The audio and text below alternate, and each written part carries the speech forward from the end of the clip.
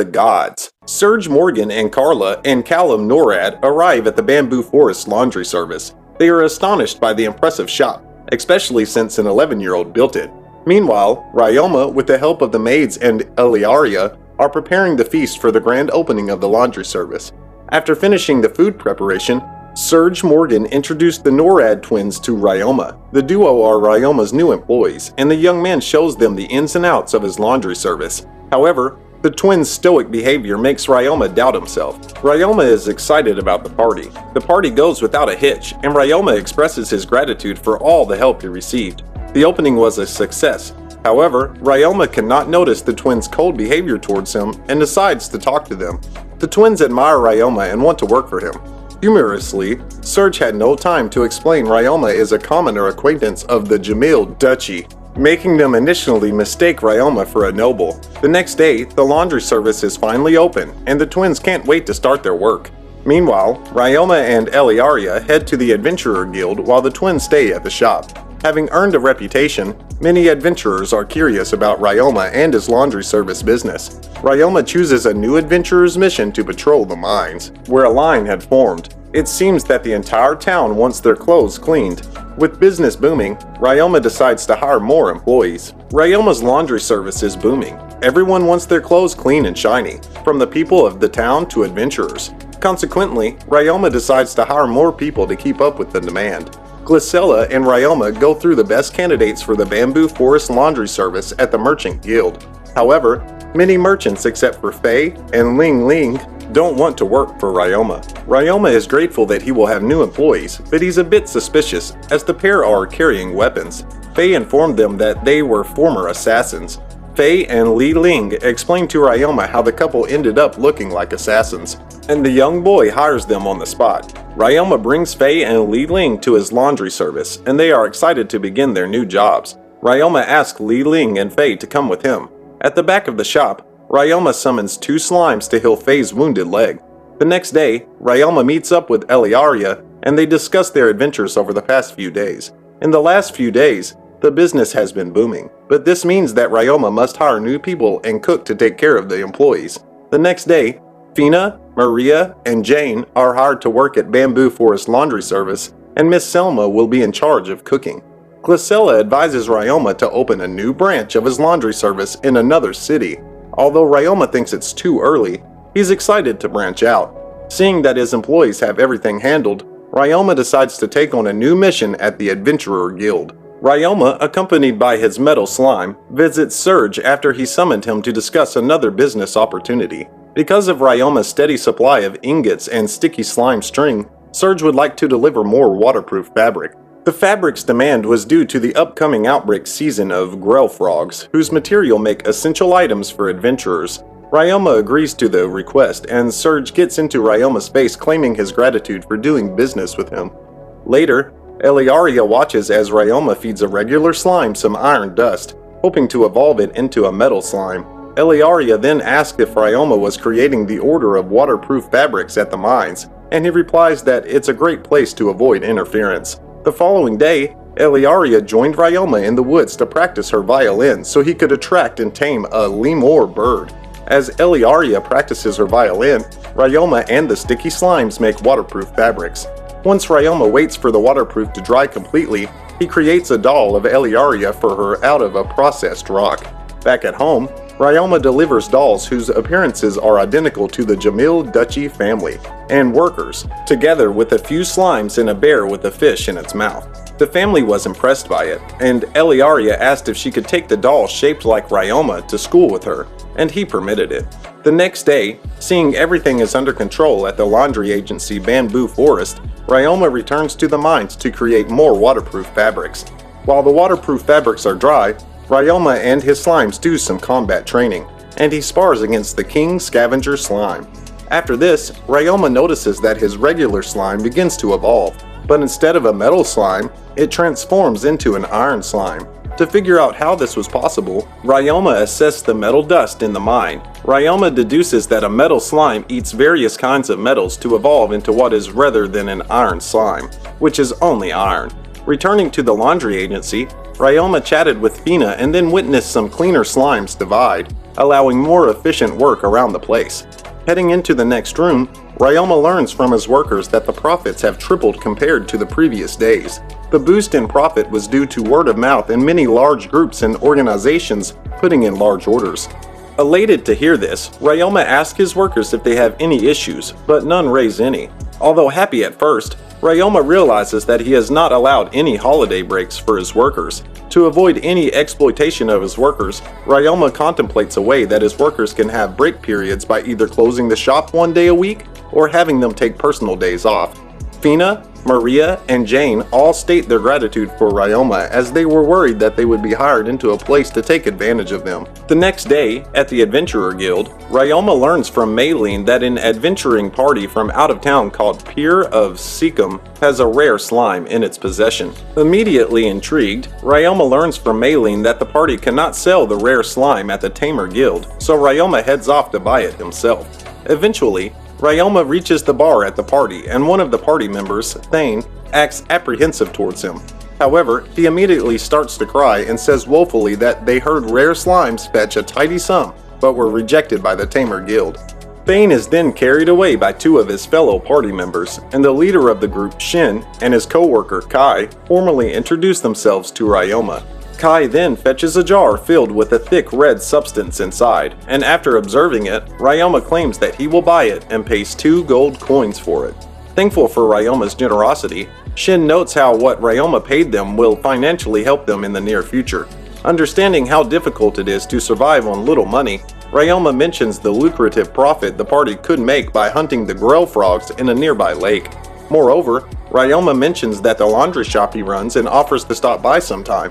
Ryoma tames the rare slime at a safe location and learns it's called Bloody Slime. He then has it demonstrate its vampirism skill ability and watches it exsanguinate a rat monster from all its blood. While Ryoma finishes all his tasks for the day, the 3 gods, Gain, Lulucia, and Kufo, watch over Ryoma and are thankful he's doing fine. Gain is incredibly thankful that it wasn't a mistake that brought him to that world. In her room, with her slimes and Eliaria, she tells Ryoma that she'll be learning taming magic from her family and invites Ryoma to come along, and he agrees. At an undisclosed location, Elise, Reinhardt, and Reinbach teach Ryoma and Elia about taming magic. After Elia correctly answers what taming magic is all about, Elise details that they'll learn the shared sensation magic based on their links with their tamed monsters. Reinhardt and Reinbach give further explanations about shared sensation magic, and Ryoma compares it to his past life's VR games. It's also mentioned that their shared sensation magic practice will not be with their slimes, but with a pair of crew birds. The reason behind this is the uncertainty of slime senses. Elia and Ryoma tame their crew birds without wasting time and cast shared sensation on their birds. Ryoma manages to do it on his first attempt, but notes how nauseated it makes him. Following Reinhardt's advice to perform the spell with his eyes closed, Ryoma had an easier time doing it. Afterward, once the training was over, everybody took a tea break.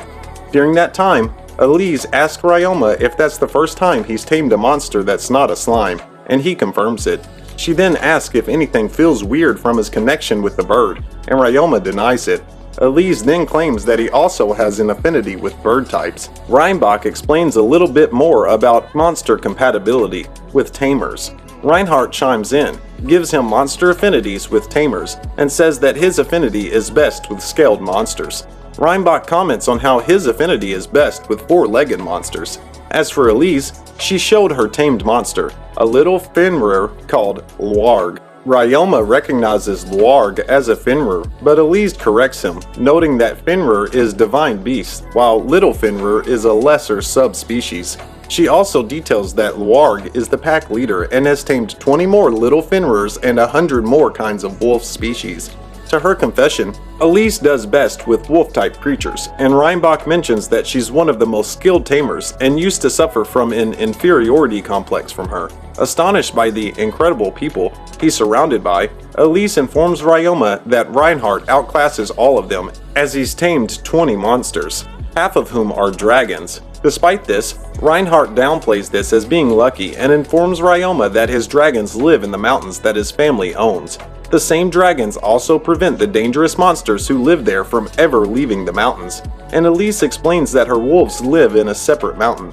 Precious medicinal herbs are grown on that mountain, and the wolves protect them from poachers. A few days pass, and Ryoma and Elia continue to practice their shared magic while performing their work in the mines. Eventually, at the laundry agency Bamboo Forest, Ryoma is informed about the reports of the Grell Frog's outbreak occurring in 3 to 4 days. Ryoma's adventurer friends then ask him where he bought the outfit he used during the sanitation of the sewers he did for the Adventurer Guild quests.